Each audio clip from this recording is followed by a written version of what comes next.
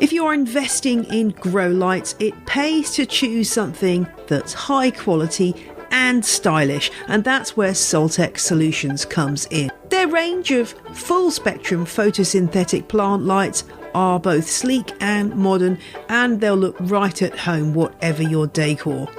I know that because, well, I've got some. I took delivery of one of their bulbs and it's screwed straight into my standard floor light fixture for a super quick setup. But if you need pendant lights or track lights, Soltec Solutions can help too.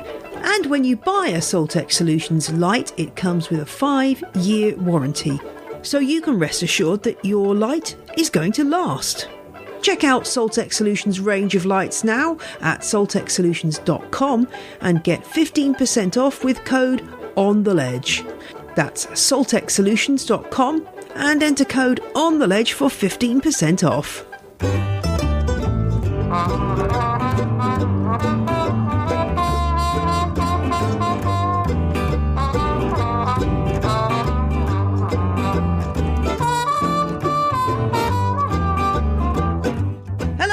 Welcome to On the Ledge podcast. I'm your host. My name is Jane Perrone. I love a houseplant.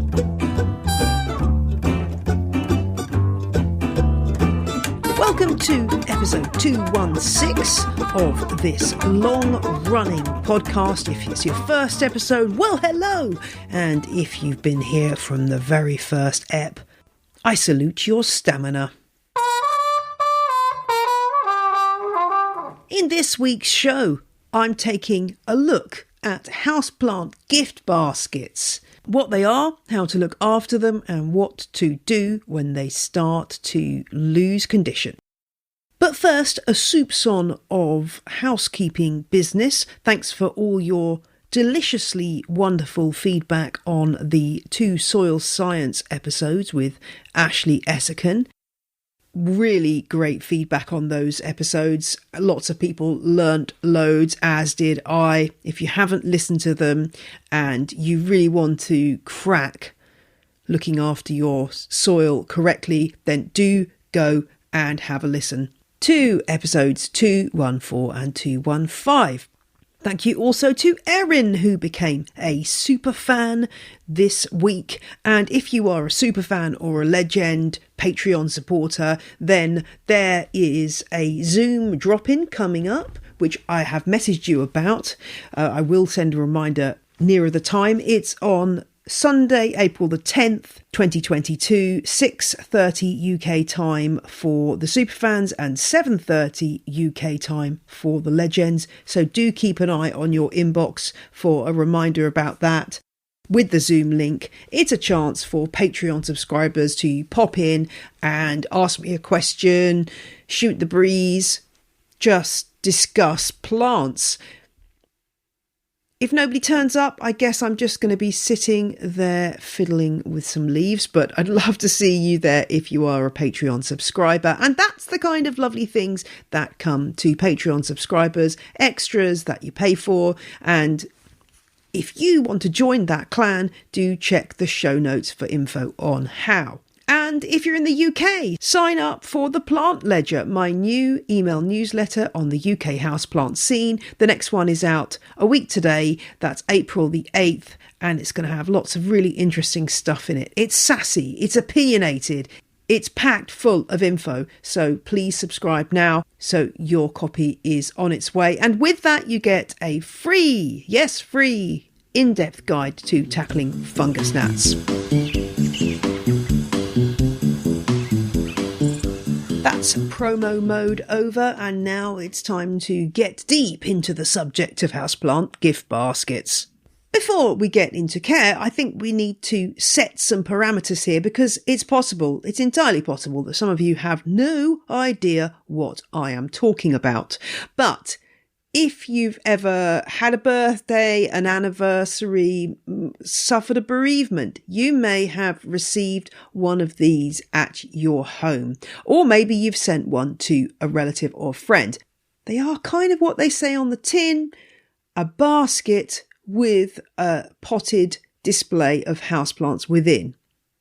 Sometimes they come in other receptacles like bowls and things, but baskets are usually chosen. I don't have any actual evidence for this, but I suspect the reason why baskets are chosen is because, one, they're lightweight, two, they're not easily breakable like a ceramic dish or a vase, and three, they are cheap to buy for the florist. And I think from the florist's point of view, normally they are not expecting you to even attempt to keep your basket alive permanently.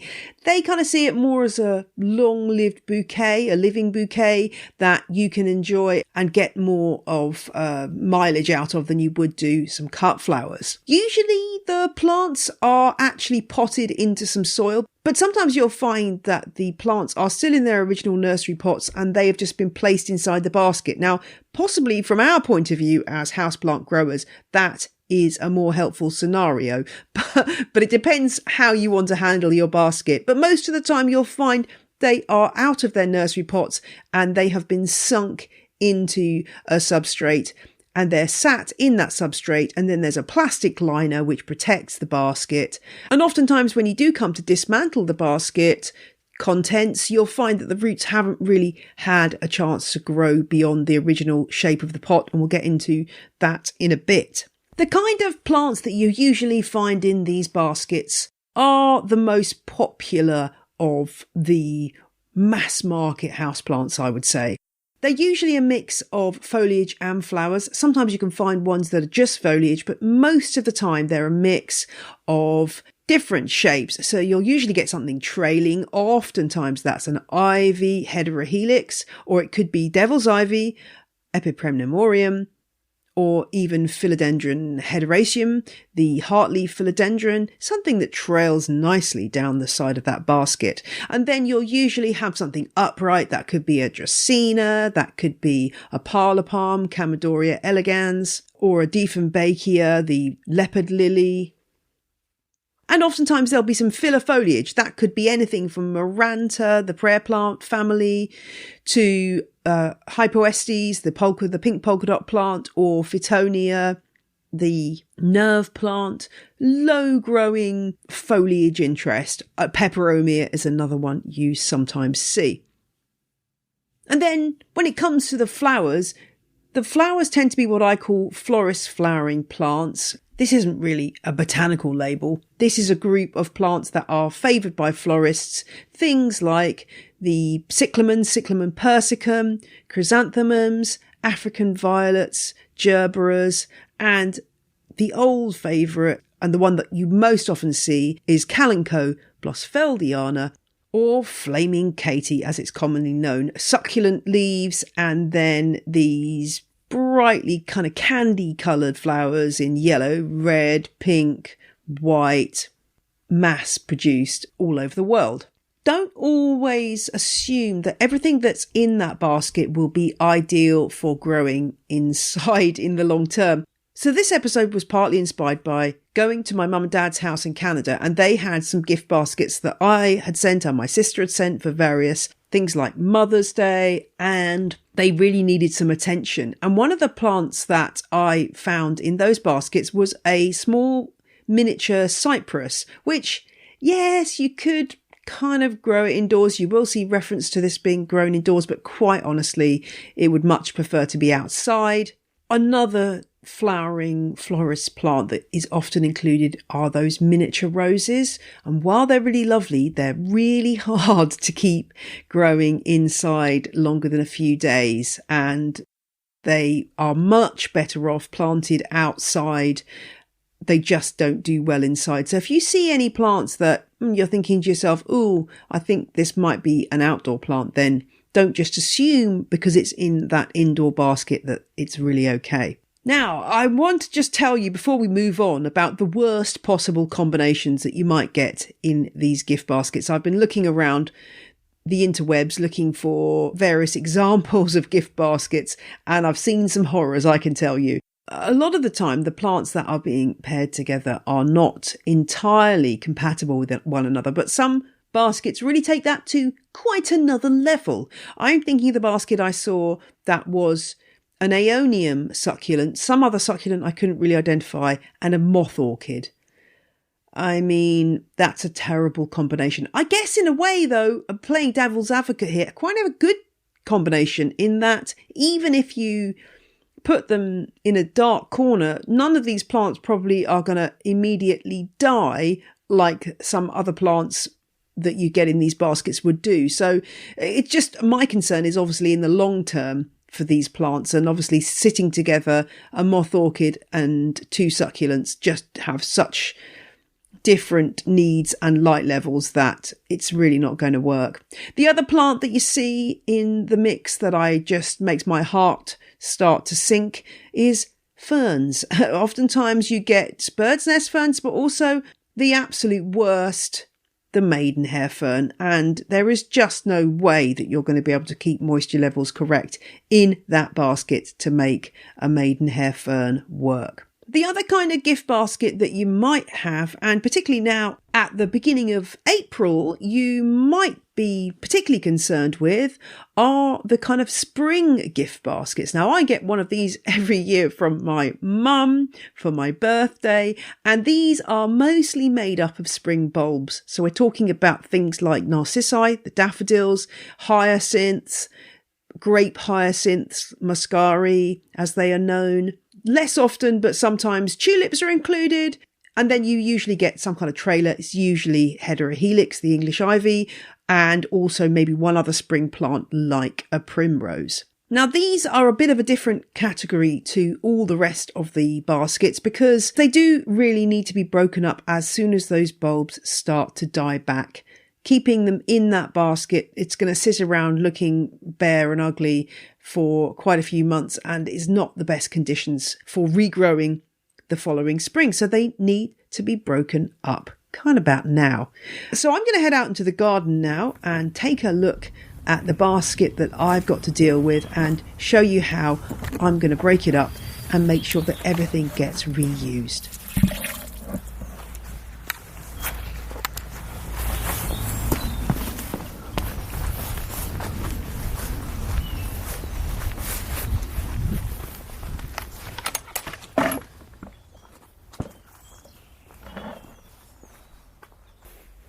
Cold spring day here, and this gift basket, as I said previously, like a lot of them, it's all planted into it's actually just a bit of cellophane that the basket's lined with, so it's fairly easy to lift out the bulbs.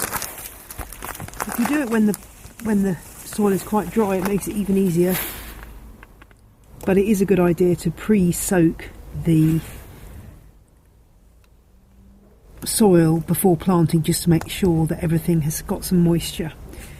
I'm going to talk when I get back in the studio about what to do with the basket, so for the moment we'll just put that to one side.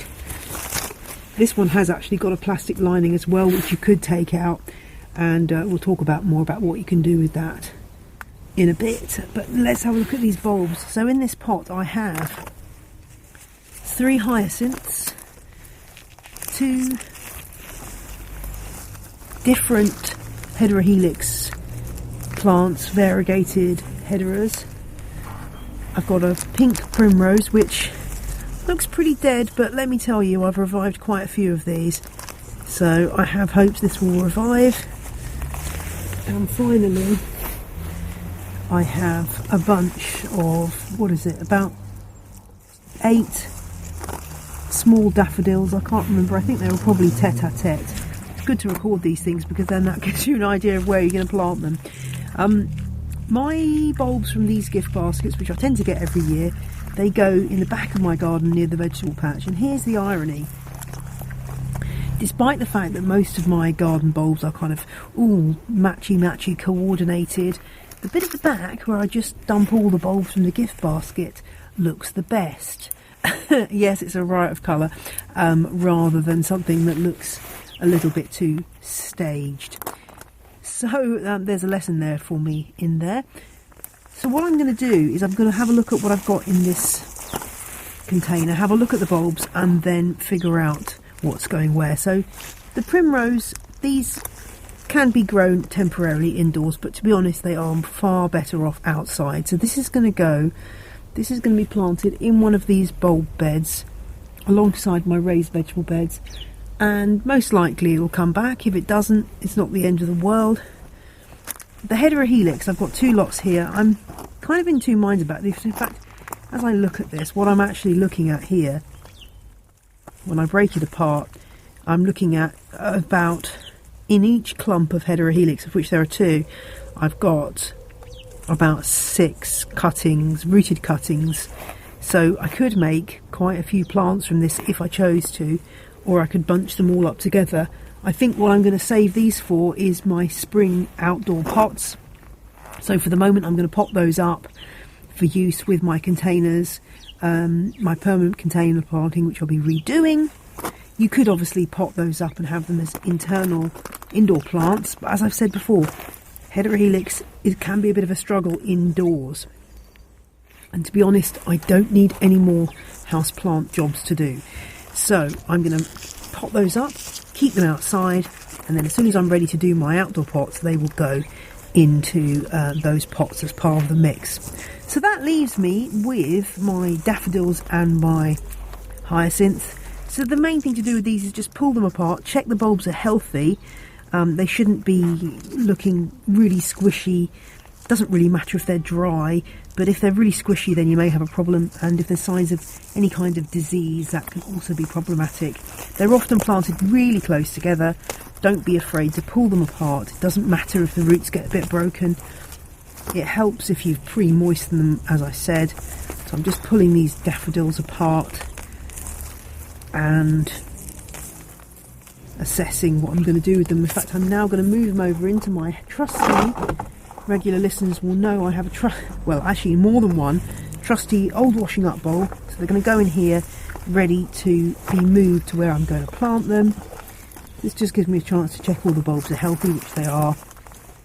If you can take the display apart while the leaves are still alive, then it helps the plants to gain a bit of energy by photosynthesizing and drawing nutrients into the roots before they die back. And that leaves me with a couple of things left to deal with. I've got some moss that was on the top of the soil, and the rest of the substrate the plants were in, and I'm going to, I mean, the moss has been largely, I could wash this moss and put it in one of my propagation boxes, but I'm not going to do that because it's quite well mashed and it's mostly dead.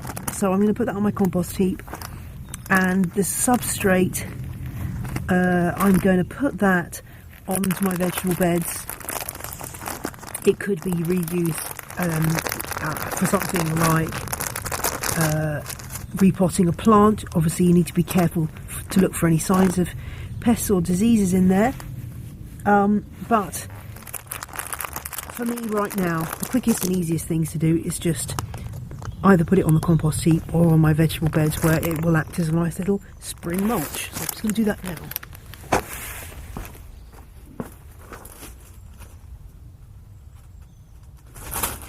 And I'm left with this piece of cellophane, which is really not, unfortunately, very much I can do with. It's damaged, it's dirty, I could wash it, but I can't think of anything else I could use it for. I might give it a wash down, it may be able to serve some kind of purpose. I always feel bad throwing this kind of plastic away because I don't think it can be recycled. And I've also got a green stick label, which I shall stick in my label supply, because you never know when it's going to come in handy. Right, I need to find my bulb planter, and then let's go and get these bulbs planted. Into the shed. Please let it be obvious. Please let, yes, it is obvious. Okay, I've got my bulb planter, and I'm going to grab a trowel as well. So take my glove off to carry you and my basket to the bulb planting area. Now, I know I said that most of my bulbs are in the back of the garden, but I'm actually going to bring these daffodils to the front of the back garden, if that makes sense. Let's put the recorder down here, because I know I've got lots of these daffodils already planted in this bed, but they're all sort of in an odd position. They're all kind of behind the quince tree, so I'm going to plant some of these daffodils further forward so there's a better spread.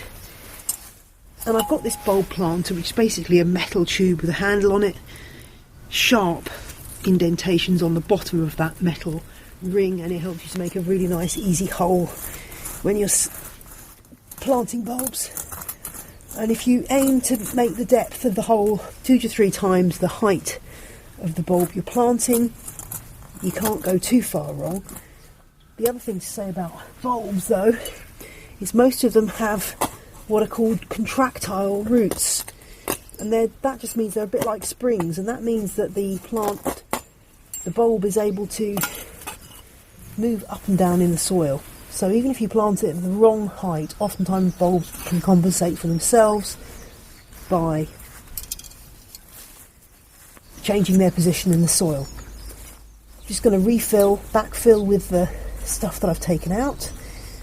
And there we go, that's the first bulb planted. If you've got hard soil, it's probably worth waiting for after rain to do this job, because you may struggle otherwise. Bit of rubbish, let me move that out of the way.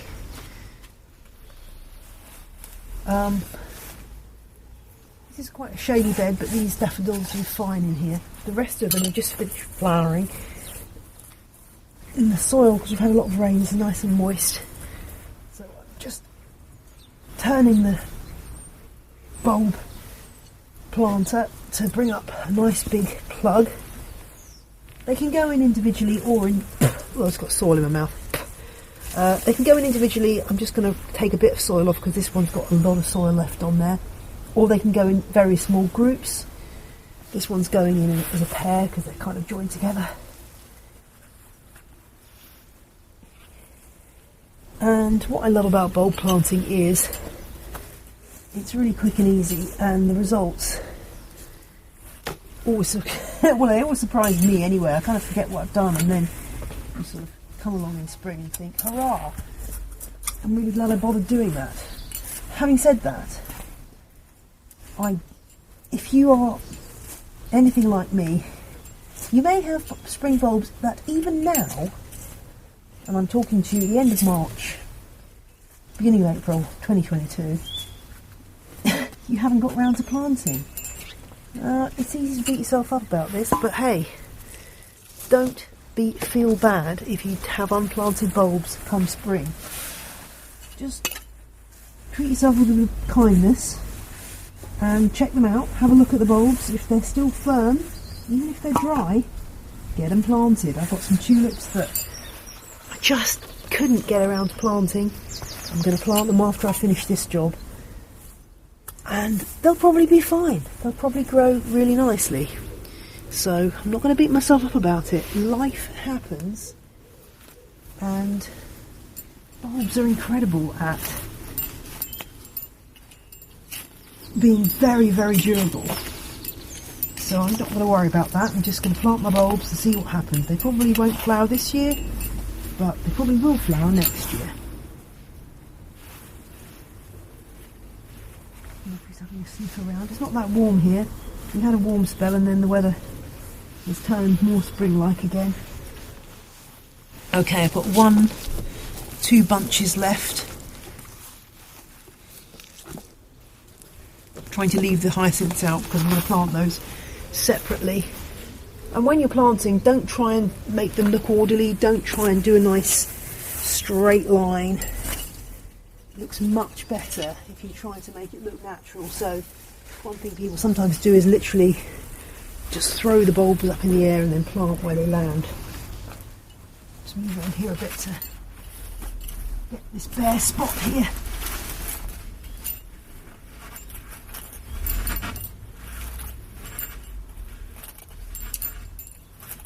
I'm having to dig here because the soil is not ideal for the bulb planter.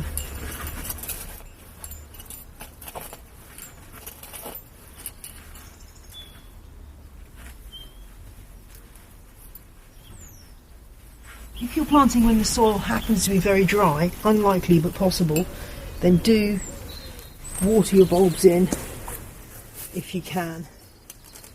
And that way they will die back and put as much nutrients as possible into the soil, into the bulb rather, ready for next year. Right, I've got one little bunch here. Where will these go? I think these might go here. The soil's quite stony because there used to be a pond here back in the day.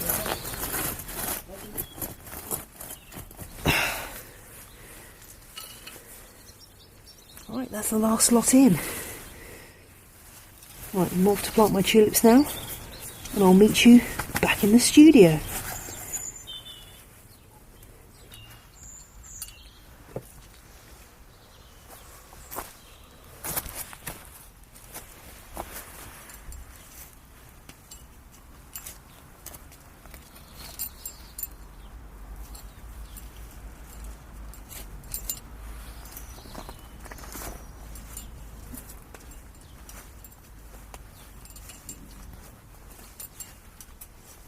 One thing I didn't say in that bit of audio is which way up the bulbs go. Obviously, if you've got green growth coming out of them, it's pretty darn obvious. But if your bulbs have died back to nothing, or indeed if you're planting bulbs afresh, you may be very worried about which way is up. Usually you'll find that the root plate, the point on the base where the roots come from, is generally flatter than the other end of the bulb, which is usually has some kind of point, or in some bulbs it will look like as more of a sort of a flat shape, but you'll still see the very first signs of where green life will start to sprout. Don't worry too much though about planting bulbs the right way up. As I said, they have contractile roots. They can move themselves in the soil. If you've ever seen a mass planting scheme being done, the likelihood is they're not checking that the bulbs are the right way up when they've got thousands to plant, and most bulbs will be able to right themselves and get growing in the right direction because they're just awesome like that. So pop the bulbs in and see what happens. Back to houseplant gift baskets though. What do you do when you've brought one home or you've been given one and you've got really two courses of action at this point when it's first arrived in your house? Do you leave it as it is, or do you take everything apart and repot? It's a tricky one because obviously the way that these plants are set up, the combinations, as we've already discussed, is not necessarily exactly ideal. It's partly a case of whether you enjoy the aesthetics of the basket you've been given. And if you do, then you might feel very free to leave it as it is for a few weeks or even months and enjoy that display. The plants won't come to any major harm. And as soon as they start to look a bit rough, you can obviously break it up. And it may, of course, be that the person who bought you the basket may be coming round at some point. And so you want to show them, oh, look at the lovely basket you gave me. So there are reasons why you might keep these things as they are. Also, of course, life gets in the way. You may just be too busy to do anything with it when it first arrives. So if you keep things as they are, then your key activity, assuming the basket has no drainage, is going to be careful watering. Because you're going to need to try to keep that substrate moist, not letting it dry out entirely, but also not letting too much water gather at the bottom. So it may be a question even of measuring out the amount of water and making sure that you keep that roughly the same, bearing in mind, of course, that a plant's water needs will go up and down according to temperature, light levels, etc. As ever, a soil moisture meter, or indeed your finger, is very useful because you can actually test moisture levels and add more if you don't feel like the substrate has been thoroughly saturated. And that's what you're aiming for, is to moisten the whole thing, then let it dry a little bit. Obviously, again, it depends on the plants, but you're not going to be able to individually help these plants. They're just going to have to all survive with the general conditions for the overall basket. What you will find is that larger baskets tend to last better than the small ones. And this is just basic physics. There's less evaporation. The surface area to volume ratio on the bigger ones means that they don't dry out so quickly and generally you're creating a bigger microclimate of those plants all grouped together. So that tends to be the way it works. And do remember to make sure that you put something under the basket or other container to protect your furniture, because you will find that they do leak. Even though they're lined with plastic, you do get leaks, and you don't want to ruin, your best mid-century teak sideboard or the like. After about 6 weeks, think about starting to add fertilizer. The substrate they come in will probably have about 6 to 8 weeks of food already in there, so they will need feeding after that. And as soon as you think things are starting to unravel, it may be time to repot. Now, for you, going back to the point on aesthetics, if that basket arrives and you think, I really don't like the way that looks, Flaming Katie and a croton and a parlour palm, it may be there's only one plant in that basket that you really like and want to keep. What I'd say is, assuming that you don't need to keep the basket on display for that relative to see, don't feel bad about breaking it up. And also don't feel bad about giving away the plants that you don't like while they're still in good shape, because it's a lot easier to give away a plant that's in good shape than a plant that's looking really rough. So feel free to break your basket apart at any point and rehome plants that you're not happy with. If you are not on social media platforms like Freegal or FreeCycle or Facebook Marketplace, you can just leave them outside your house. My sister, when I was helping her with her houseplants, had an orchid that she really didn't want to care for anymore. It was planted in sphagnum moss and she didn't really want to have to rehab it. And I just said, look, just put it outside with a sign saying free, and somebody will take that plant, and hopefully that person will have the skills to revive it. So that's another option. At least it's giving the plant a chance rather than being chucked onto a compost heap, or even worse, the bin. And when you take the plants out, get your standard Perrone old washing up bowl scenario or a tarp or whatever you have, and carefully tease away those root balls. I usually find that they're still quite intact and it's easy to take them apart, and you'll be left with some substrate. It can be reused. Just obviously check for pests before you do that. And then just have a really good look at the root ball on each plant. If they're very dry, you're probably going to need to pop them in a bucket of water to revive them before you repot. But before you do that, have a look at the roots. Any root rot that's going on, trim those roots, tease out some roots so they've got a chance of spreading once they're in the new pot, and also poke lots of holes into that root ball. From anything from a cocktail stick for a tiny plant right up to a big knitting needle for a really larger one. Poke lots of holes. That will help the plant absorb moisture. If you can knock old substrate off once you've soaked your plant, then I would usually recommend doing this. It depends on what kind of plant you're dealing with. Plants with really fine fibrous roots, it may not be a goer. So just assess your plant and see what you can do. If you can knock off some of the old substrate, do so. Then have a look at the plant, take off any dead leaves, have a listen back to my rotate, prune, mulch episode. I'll put a link to that in the show notes for advice on pruning, and have a really good look for pests. When I visited my mum and dad's house, their parlour palms, a nasty case of scale. And yes, this happens sometimes with gift baskets. Obviously, they're coming from a florist where there's loads of plants, and oftentimes they might arrive with a pest, or indeed pick a pest up from your other plants. And because they're more likely to be a little bit stressed, the likelihood is that they might well end up succumbing to that pest. And you can pot up the plants individually. You can recombine certain ones that you feel like similar conditions and will work well together. The world is your oyster, but don't feel like just because it's in that basket that you have to keep it together. Unless you like it that way, that's absolutely fine. And then it's really a question of figuring out which plants go with which. I think grouping plants together in a single pot is a lovely idea. Just make sure their care needs are kind of similar. So how much light do they need? How much water? And you want something that's kind of tall. You want something that's trailing, and possibly something that's clumping. And putting those together in a pot will give you a really nice looking collection that pleases the eye and hopefully includes a variety of leaf textures as well.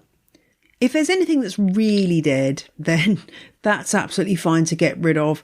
And maybe, just maybe, you might fall in love with one of those florist plants that you've previously spurned. I mean, I love African violets, the St. Paulias, but I know lots of people are not so keen. I think they're coming back into fashion. I'm starting to see them coming in at trendy plant stores, particularly the variegated ones. So you never know, you might fall in love with them. But if not, there will be somebody out there who wants that plant. Then we come to the question of what to do with the basket. Now, baskets are really, really useful, but oftentimes the houseplant gift baskets come with these big, tall handles. If you like the handles, great. You can reuse baskets for all kinds of storage purposes if you don't want to put plants in them again. And let's face it, in the home, they're not overly practical for plants for reasons of not being that watertight, but you can use them for all kinds of storage. If that Bo Peep handle really gets on your wick, as it does for me, you can saw or cut them off, sand down the point where they join the main bowl of the basket. You can also give them to thrift stores. Thrift stores will take this kind of stuff, charity shops, they will sell them on, and somebody will be very happy to have that. The other thing I use baskets for is collecting produce in the garden. And so if you're collecting, I don't know, salad leaves or brassicas or fruit, then you can just use those baskets to tote around your produce. So if you're an edible gardener as well, that's something that is worth thinking about. The other thing you can do is just keep them stored until the autumn, and then you can plant some more spring bulbs in them. That tends to work quite well, provided that you've lined them with plastic or checked the plastic that's already there isn't broken. If you're feeling particularly inventive, you could also sink a little shot glass into that newly arranged plant selection. You can make a pot à fleur planter, that's just French for pot and flower. I don't know why we have to call it pot à fleur, but it sounds very fancy. So yes, pot à fleur, let's see your examples. Into that shot glass, you can add some water and put some seasonal flowers in there. It could be something from your garden, something you've bought. It's a fun thing to try and just allows you to keep mixing it up. So if you want to have a go at that, I'd love to see some of your results if you give that a try. You can use anything. If you've got one of those test tube things that vanilla pods come in, as long as it's got a reasonable volume of water for the amount of flower stems that you're going to be putting in there. It's fun, and why not? I'd love to hear from you about your houseplant gift baskets. Have you got any that have been going in the same container for years and years and years? Or maybe some horror stories? I'd love to know what you think. Do drop me a line on theledgepodcast@gmail.com.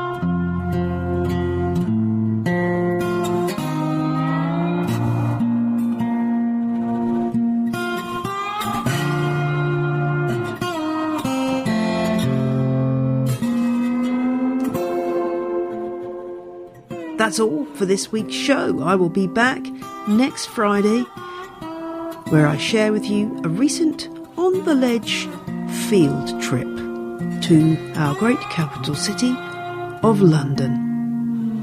Join me also on the Twitterverse. Tuesdays at 9 p.m. is the time for Houseplant Hour. That's 4 p.m. Eastern Time. You'll have to work out your own time zone from there. It's an hour of houseplanty chat on Twitter, the most wonderful, generous and relaxing corner of Twitter you will ever find. So please join me there. If you follow at Houseplant Hour, you'll get in on all the action. Until then, or until next week's show, have a great week. Bye!